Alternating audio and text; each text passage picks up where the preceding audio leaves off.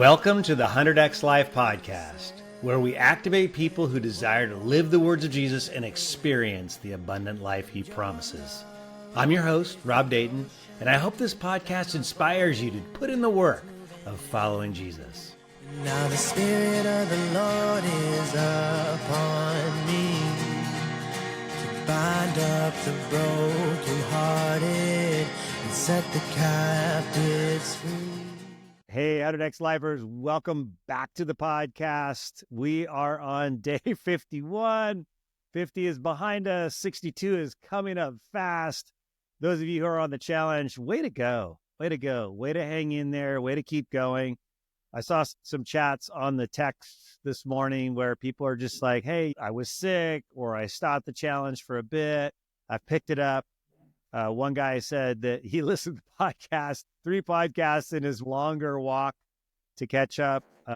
The most important part is going to be the journaling and hearing from the Trinity. So stay in the game. We're going to land the plane soon here. And I'm going to give you an opportunity to become a 100X Live coach. Being a 100X Live coach is how you're going to expand the movement. It's how you're going to double down on actually living more of Jesus's words to become a coach. And there won't be too many requirements to be a coach. You will have to done the challenge before. As a coach, you can take people through the challenge. We're going to set it up so that we give you all the tools to do that, or you're just going to coach through the book. Either way, that could be a Bible study, that could be a men's group, women's group, whatever. We want to set you up for success in your own life and living the words of Jesus. And one of the best ways to do that is to bring others with you and introduce them to the words of Jesus. So look for that. We're going to be talking more about that. Today, I got Lee Cushman on the line. Let's go, Lee Cushman. And we're going to be talking about Words of Jesus 45, not that they're numbered. Don't squander the sacred. This is the one that has the don't give to dogs what is sacred. Don't throw your pearls to pigs. So we're going to talk about that. But Lee Cushman, first time on the podcast. And Lee, how many times have you been through the challenge? Twice now. I did it in 23, the original one in 24. This time around, I'm admittedly set my limits a little lower because I knew I was going to be journaling on another endeavor. So I didn't go as deep into the journaling, but the exercise and the no sugar and no alcohol. Come on. Hanging with it, yeah. Let's go. And what would you say is the thing that's most important to you about the challenge? What have you experienced that has been most transformational for you? I would say in 23 was probably one of the sweetest seasons of my life with Christ. The alcohol, the sugar, the exercise, all that came fairly easy. My wife's a good cook. She, keeps us, healthy in the nutrition department. Alcohol was actually a good thing to just drop. Didn't faze me much. But the best part about it was journaling, absolute journaling. And journaling from the perspective of the Holy Spirit and Jesus was something I'd never really done before. And it was a lot of work for me. Really good, though. That was the best part of the journaling by far. Well, and one of the things I know about you've been in the master's program with me. You're a serious, deliberative guy. Tell us about the work that you do. I'm in the construction business with my brothers, and I've been doing it since I got out of college. I say I'm in the construction business because I'm best at pushing a pencil, and I'm not too skilled with the hammer. But my brothers are, so it all works out for us. The pencil pushers tend to make the most money, is what I usually say. Also save their backs if they exercise right. Tell me about your personality, because one of the things that I love about you is your steadfastness, authenticity, deliberative style, which fits really well for being the guy behind the numbers and pushing the business. Yeah. Tell us about that. Well, it was great to learn my strengths through the masters. Here's exactly what you're describing. My number 1 is responsible. Number 2 is a relator, which I do like people. Consistency, analytical, and discipline. So yeah, I'm a pretty, you described me pretty well from a broad picture. I thought it was more fun than that, but that sounds very...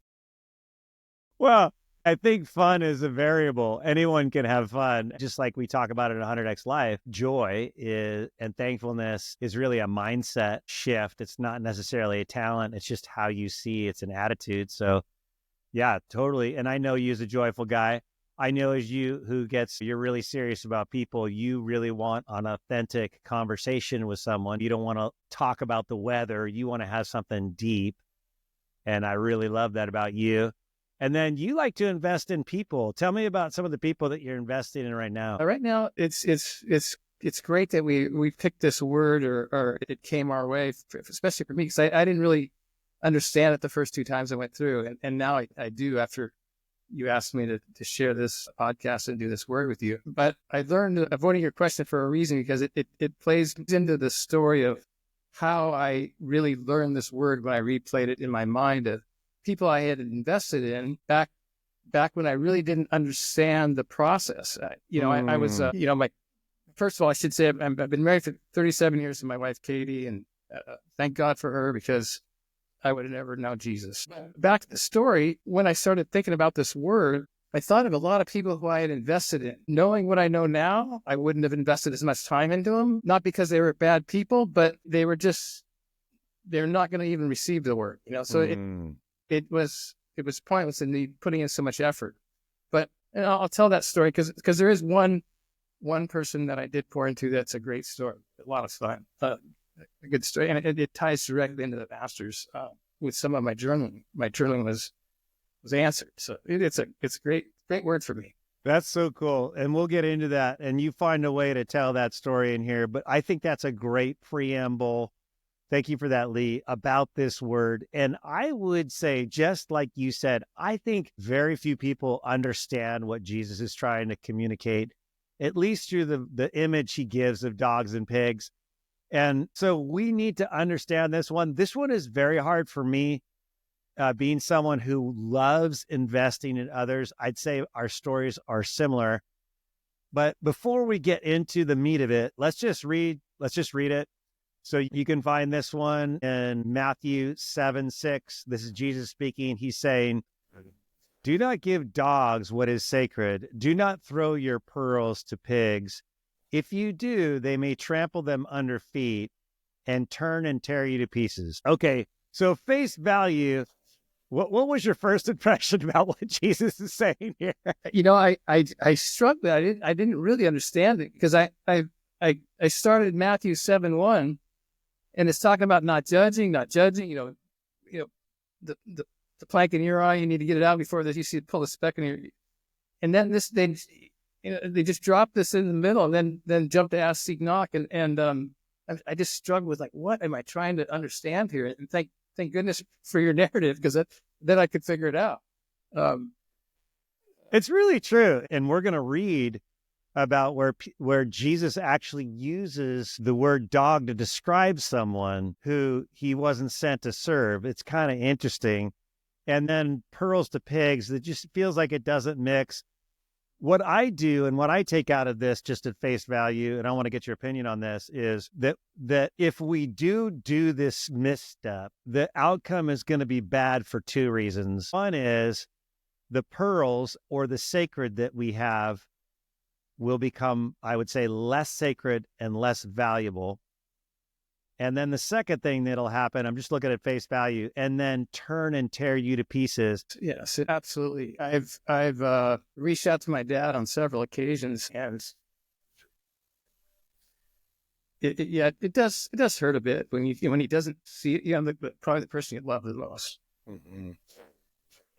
and look up to the most. I mean, our dads, and of course you're getting emotional about this. Our dads are the most powerful force, particularly in a man's life, even if he died at a young age. They're a powerful force. And so if your dad is not, and I think what you say, I want to make sure I understand what you're saying. Your dad is not seeing the relationship how you see the relationship. You have so much more value for it, and he doesn't see the value as that. Exactly. Yeah. And you had it in your paragraph, Mark 6:5. He knows me from, coming from his view. He taught me everything. So how am I going to teach him something? I think is what's mixed up in his brain. So it's a great, I'll never give up on that. But it's, like you said, from there, I wouldn't give my pearls to just anybody. You're right. It tarnishes it. It's not as special. I operated for so long, and they're like, I only knew 4 verses, Matthew 7:24, because it made sense to me as a builder. I knew, love, your neighbor as you love yourself, basically. So that won't make made sense. perfect sense to me. And then I knew, the verse you used quite a bit, James saying that, faith without works is dead. So I was that, you combine that with my responsibility, consistency, all that stuff. I was destined to be just like a worker and pouring into everybody. And this just here recently studying this, it opens my brain up to like, wow, I'm wasting way too much energy on people that, they aren't even receiving it, let alone taking the next, couple of steps of retaining or resisting or any of that kind of stuff. So I've learned a lot just studying. Yeah, that's really good. And that's really powerful. And it's really fresh for you and a little bit raw. So you're speaking to this as, okay, I'm going to invest in people. And that was my opening question. You invest in people. You have responsibility as number one. And so you're going to automatically take responsibility for others, maybe their growth, maybe their little movements, but you're going to naturally do that. And what you're saying is you've really learned that, hey, if they don't want what I have, it's going to be very difficult for me, for the things that I have, the things that are sacred that are in Lee Cushman, the things that are precious as pearls in Lee Cushman. It's going to be very difficult for those people to receive them if they don't want it. Right. Yeah. And I think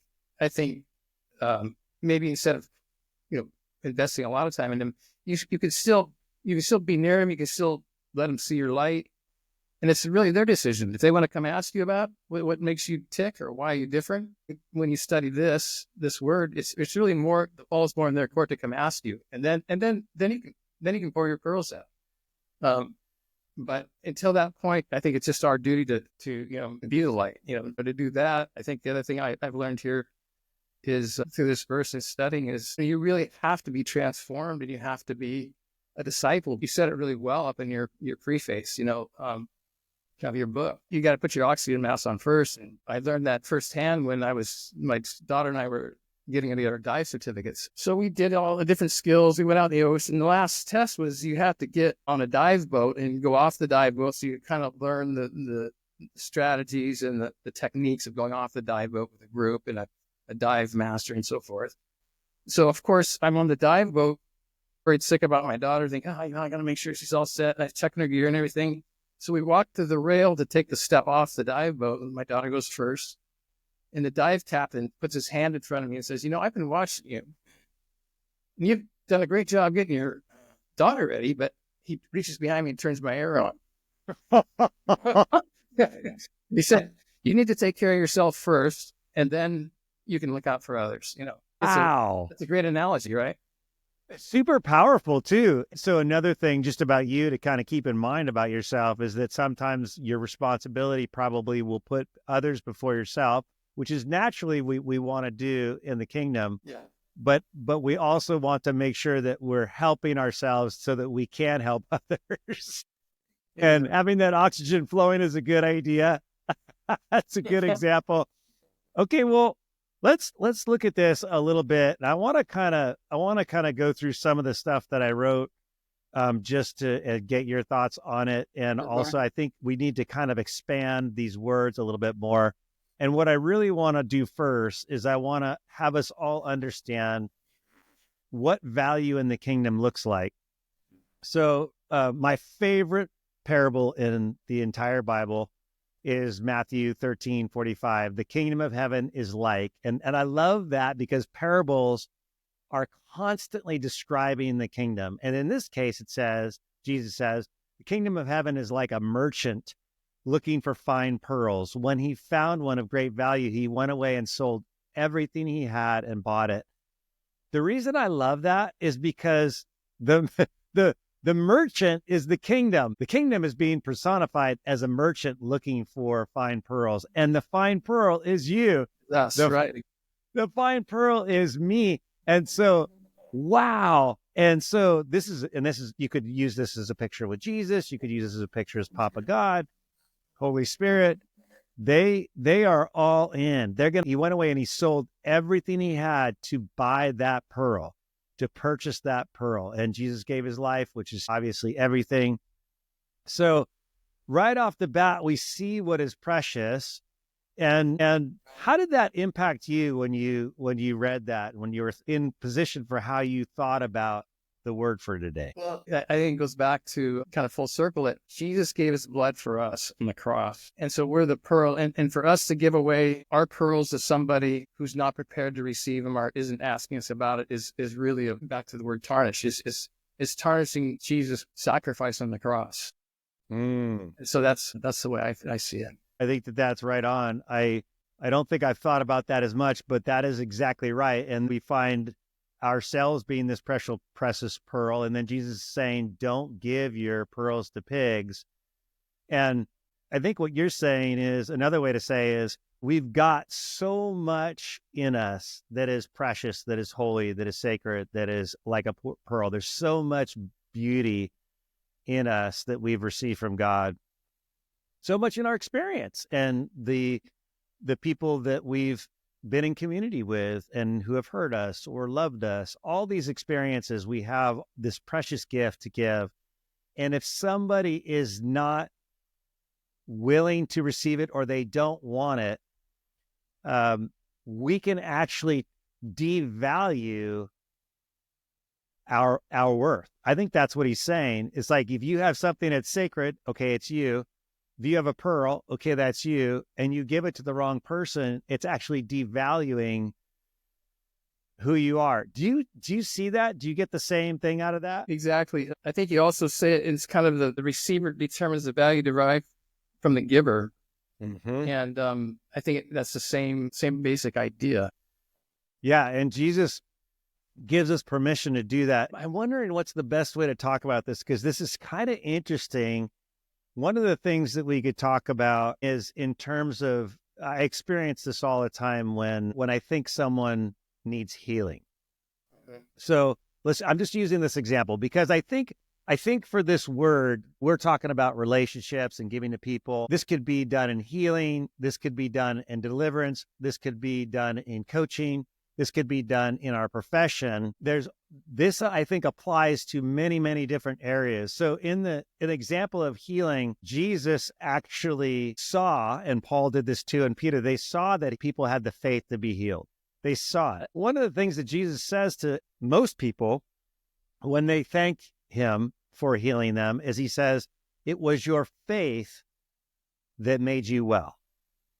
It was your faith that healed you. In other words, Jesus is saying, yeah, I didn't really do too much, but you had the faith to be healed. I just commanded it, and your faith worked with my command, and you're healed. That's right. The way I take that. Right. And I think that's a really good illustration of this word that Jesus is saying, because the energy or the faith needs to be in the person that we give things to, that we invest in. They have to have the faith, which is literally just the belief that this is good, that this is something they want, that this is something they need.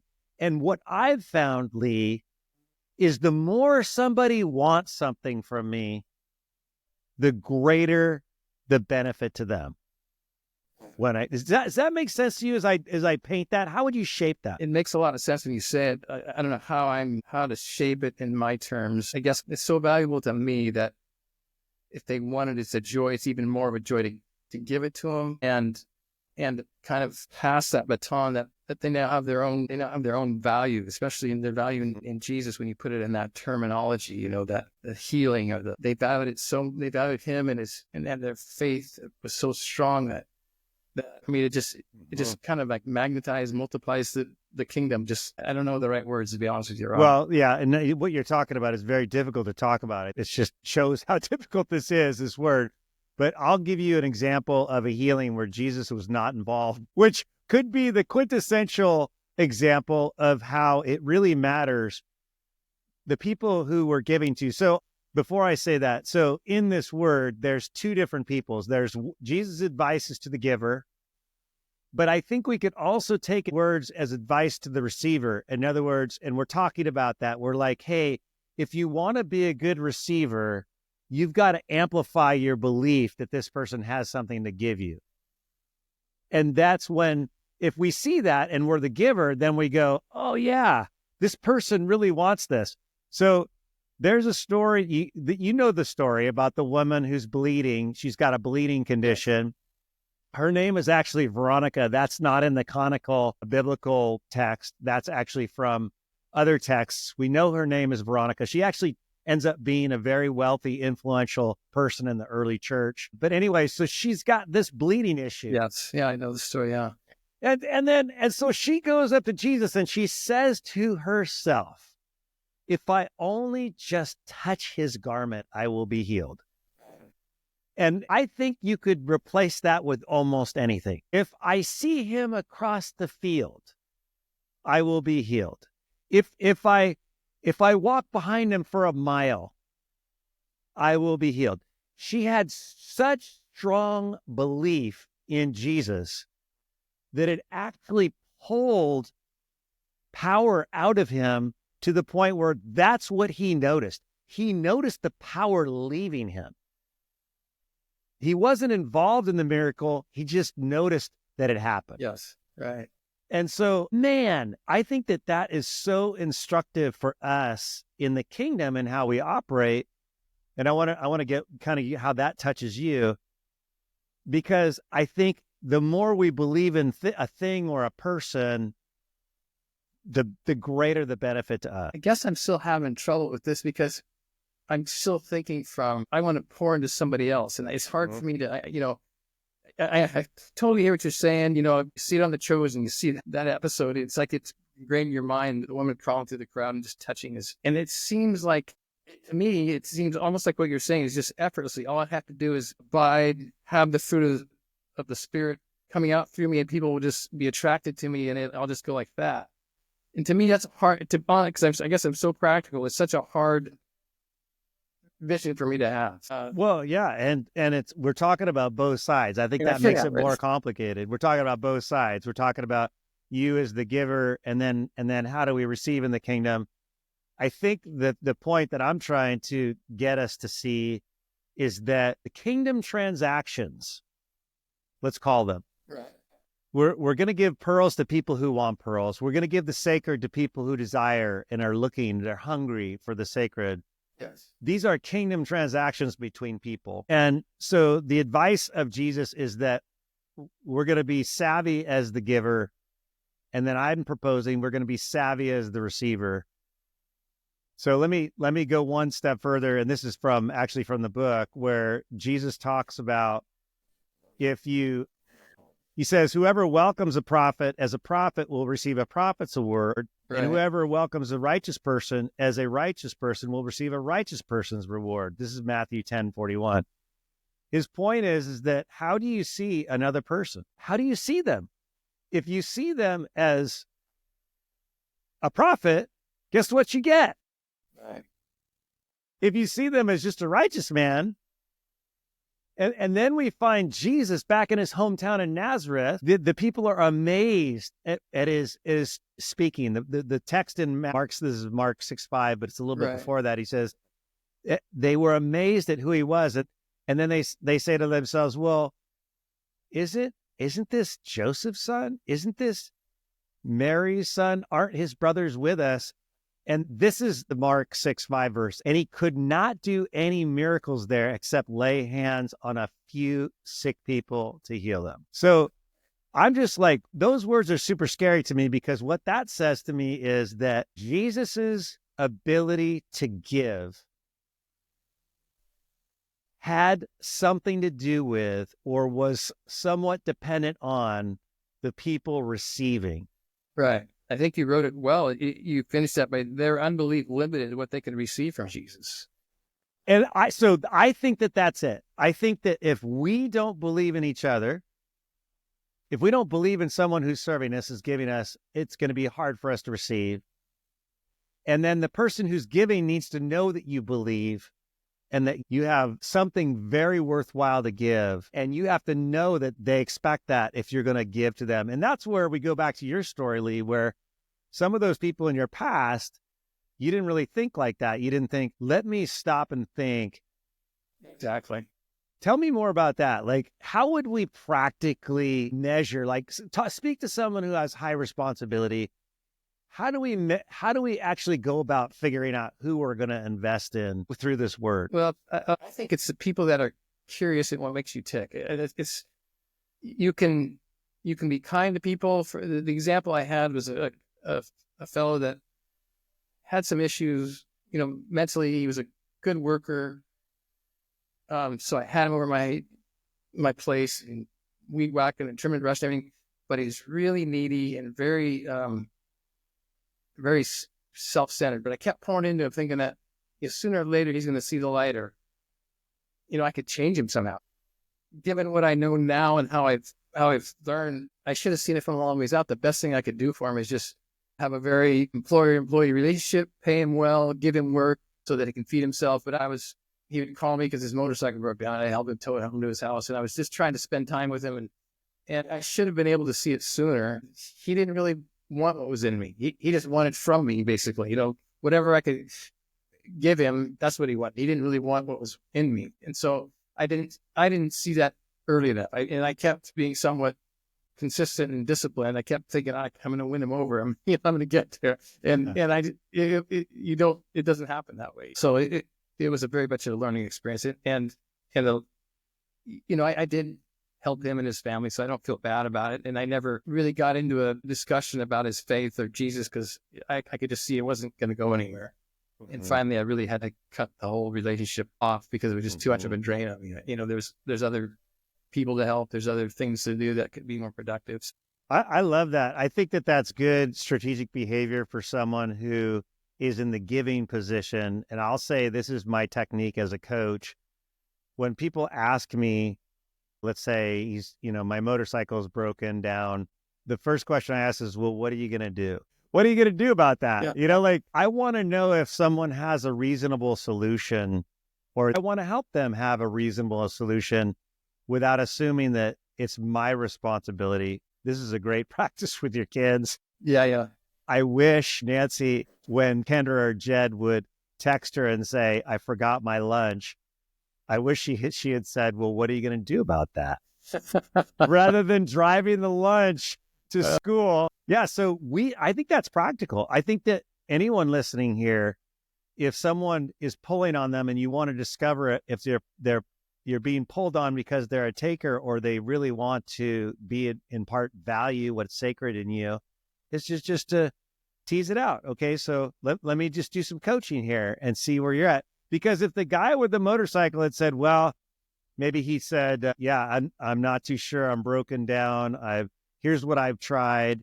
Here's what I think I should do next. Then you might have coached him on a little bit of advice on that. And then it could have even ended up that you helped him, but at least we've thought through a little bit more in a way that he could really get educated, or you could see that he was truly just taking from you without any desire to grow. Because that's what we want, right? We want people to grow, yeah. To grow. We want people to get better. That's how I trust people. Is one of my biggest trust issues is if you get better, I trust you. If you don't get better, I'm wondering what I'm doing and why I should be here. Okay, this is good. Okay, let's just do this last picture, and then I want to get your view on it. So that's advice to the giver. Let's switch to advice to the taker, the person who's pulling on a father or someone who's pulling on a pastor or someone important. Let's talk about them, because this story of Jesus is to me, it's highly disruptive to my thinking in the kingdom, because Jesus was not assigned to minister to anybody but the Jews, unlike Peter and Paul ministering to the Gentiles. And here we find this woman, and this is in Matthew 15, 27 through 28. She is a Greek woman, so she's a Gentile, and she's wanting to have her daughter freed of this demon. And Jesus says, it is not right to take the children's bread and toss it to the dogs. To me, that sounds exactly like pearls to swine, sacred to dogs. It's almost like he's following his own advice. Right. His assignment is not to the Gentiles. His assignment is to the children, which are the Jews, and it's their bread, and he is the bread of life. and it's not his role to toss it to the dogs. And then her response is what changes everything. And I think that this, just like Veronica touching his cloak, just like someone who has the faith to be healed, she says, yes, it is, Lord. She said, even the dogs eat the crumbs that fall from the master's table. And then Jesus said to her, woman, you have great faith. So I think that's an indication as people who receive, we want to have great faith in the giver, and your request is granted. What are your thoughts about this story? Well, it's obvious that the woman has great faith. The fact that she turned his words around on him, which not too many people did, acknowledged that he was the master and the crumbs were falling from his table, that she would take them if he's willing to give them. Let her have them or let her eat them or in them.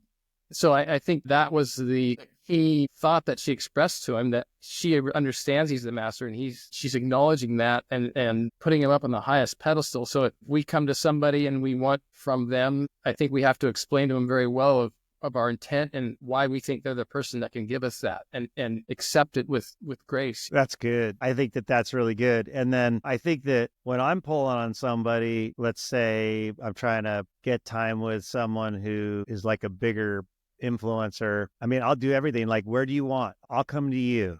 Like, I'll buy the dinner. We'll drive down to your office and flip the podcast on. Yeah. Right. There you go. Or I'll go the extra mile to get what you have. Right. And then I would say a hack also, and let me see if you have a hack for us on how to position well is the person who's receiving from the giver. I would say, I want to really believe that person is important in the kingdom.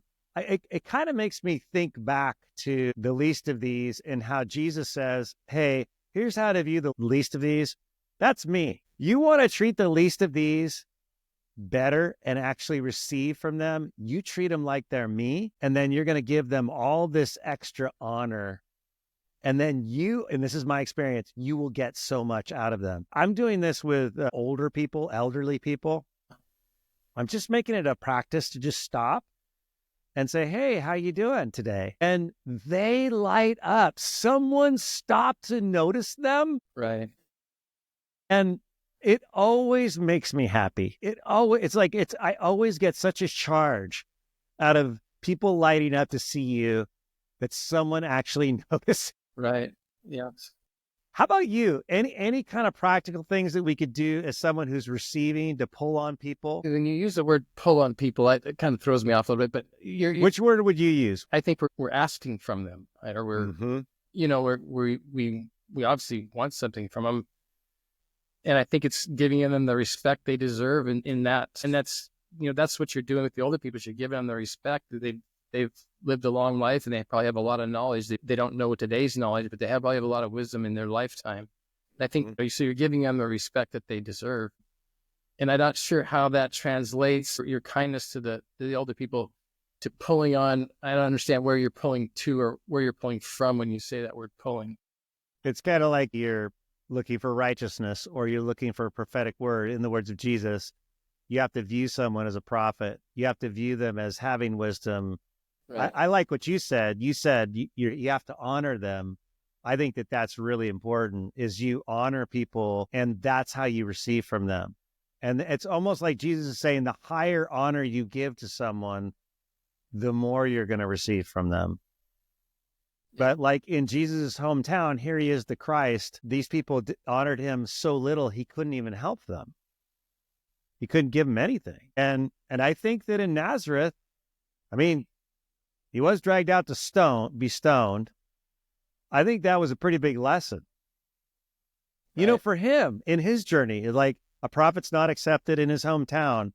Maybe Father God said, well, you got to go give him a chance. That's where your mom and dad is. Why don't you go give him a chance? But I almost see Jesus walking away from that experience saying, which was early in his ministry, saying, you know what? This would be pearls to swine. This is a pearls to swine moment. That's good.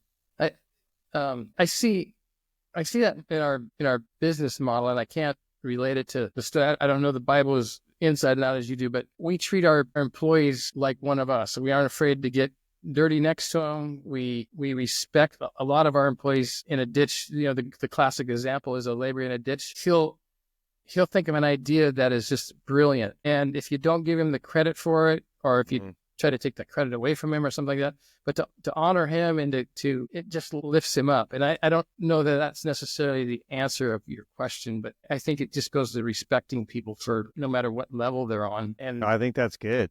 I think that's right. And that is a good business model. And then I'll add in the business lane, this is in the city space. I want clients who want to transform their culture. If they don't want to transform their culture, even if they ask me to work for them, I don't want to work for them. And they'll say, well, can you come just do the strengths thing? Can you just come to the, well, no, I've been in this rodeo before. I know how this works. Right. If I just do that, yes, I'll make money and you will go nowhere.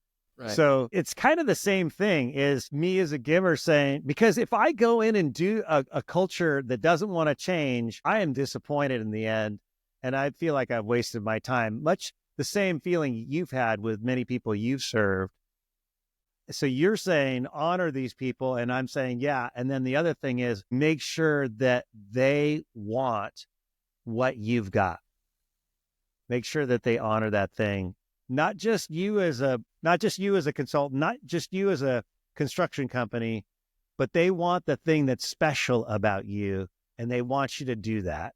Does that resonate with you? Absolutely. Yes. Yeah, absolutely. Tell me, Lee, about how does this relate to stories in your life about investing in people? I've worked with a lot of people and invested in a lot of people. The one that is a classic example of this verse that we're studying is my nephew, who in his early 20s, he had some rough times in his life, and he knew my wife and I and our kids, we all went to church and so he thought he'd come over and talk about it, which was great. We shared our beliefs and how it affects our lives and everything. And then he went off the radar in the sense of not really following up.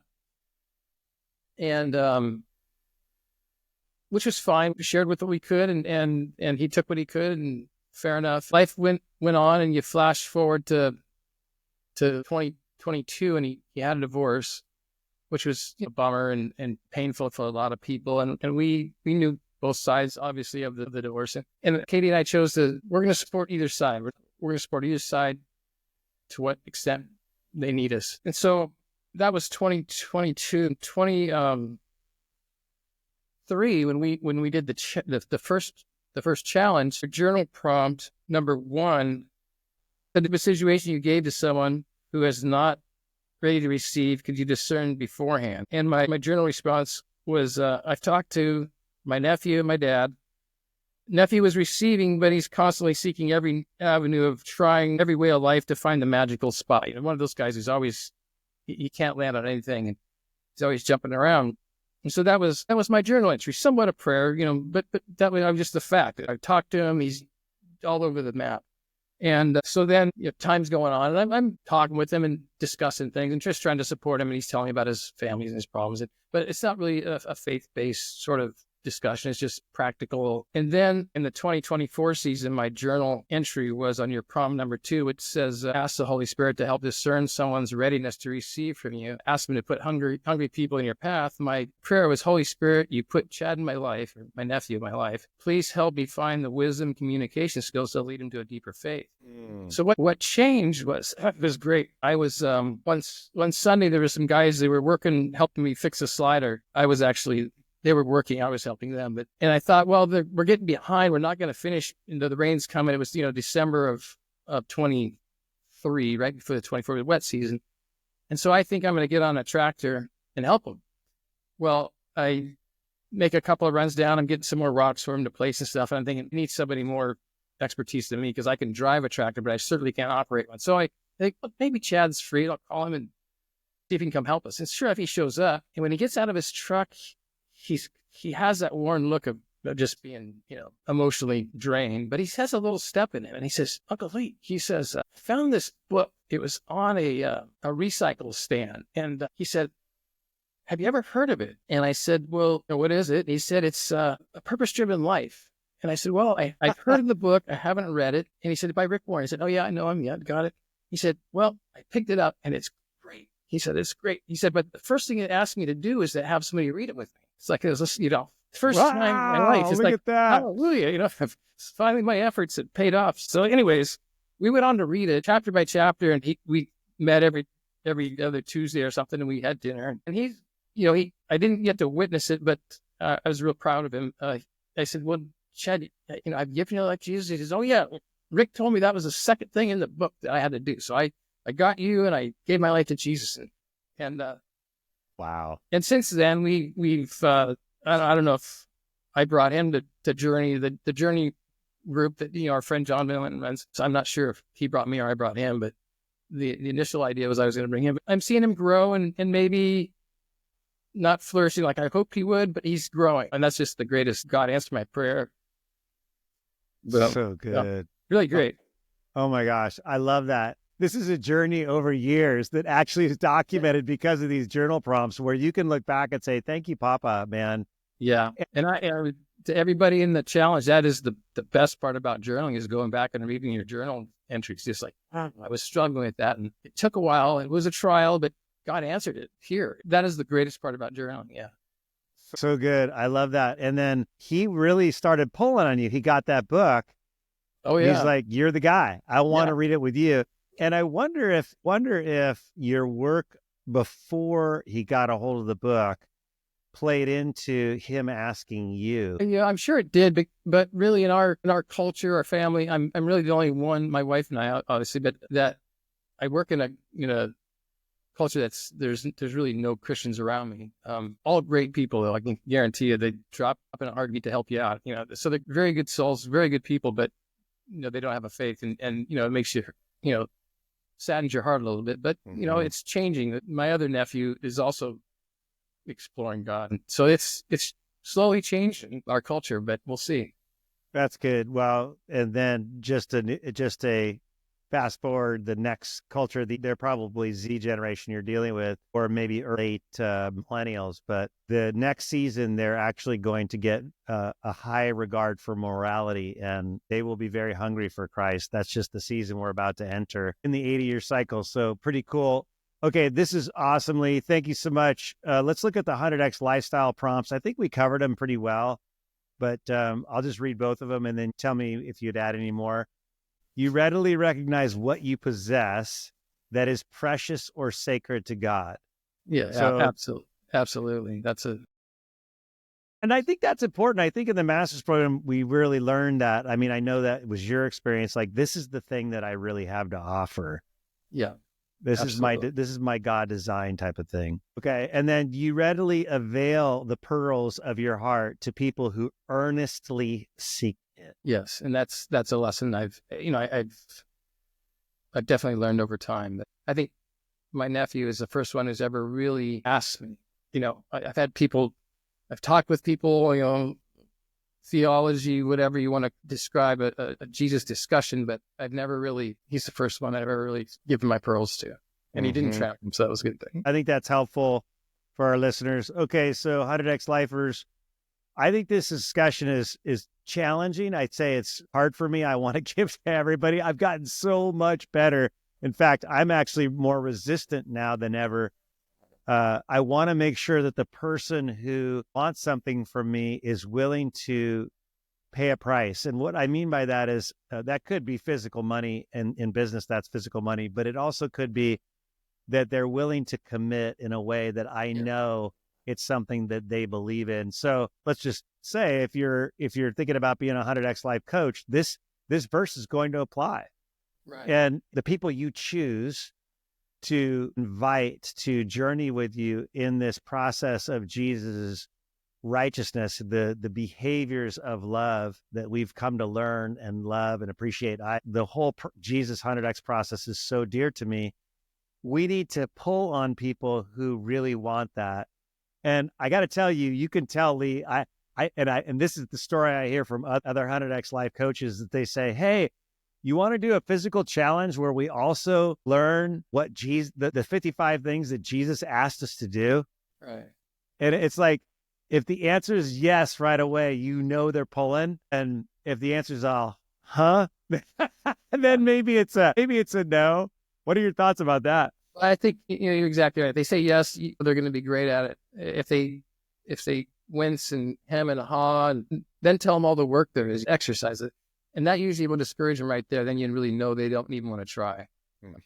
Because I think it's all part of the mind gem and the faith gem. And you got to kind of do it all together to really get a good benefit from it. Mm-hmm. And so I really love the process, and you know, a little bit sad this year that I'm not maybe all in like I was the last 2 years, but I've enjoyed listening to the podcasts. And I know that the other, you know, mind over body things are good for me. So I enjoyed pushing my body to conform to my mind. So good. Okay. I love that. Thanks for this conversation. And Lee, just thanks for sharing your heart. And I know this word has touched you deeply, and there's real things that you have been challenging in the past. And then I love the redemptive story of your nephew. It's really precious, and I think it's going to help a lot of people. So thank you so much. And 100X Lifers, we will see you tomorrow. Thank you. If you believe in the 100X Life movement, please follow and invite a friend by sharing this podcast. The 100X Life movement can also be found on Instagram and Facebook, and also at 100xlife.com. The 100X Life podcast was produced by Jenna D of Jenna D Services, with music by Ryan Ellis.